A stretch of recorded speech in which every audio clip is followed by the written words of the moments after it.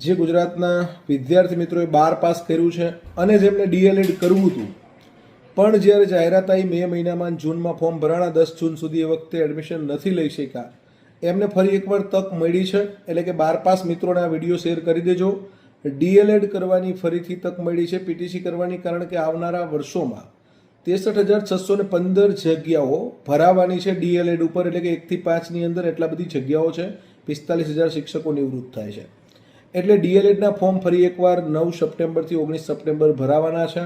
એના માટે જે કોલેજો છે અહીંયા જઈ અને તમારે 25 રૂપિયાનું ફોર્મ લેવાનું છે અને એ ફોર્મ ભરી અને તમારે કોલેજમાં સર્ટિફિકેટ સાથે જમા કરાવવાનું છે અને કોલેજવાર મેરિટ જાહેર થશે અને એ પ્રમાણે તમને ડીએલએડનું એડમિશન મળવાનું છે.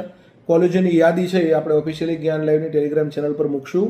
અને ખાસ તમારે અત્યારે કોઈ વધુ માહિતી જોઈએ, બરાબર, ડાયરેક્ટર પ્રાઇમરી એજ્યુકેશન જે છે dp.gujarat.government.in એની અંદર અહીંયા પીટીસી કોલેજનું લિસ્ટ પ્રસિદ્ધ કરવામાં આવશે.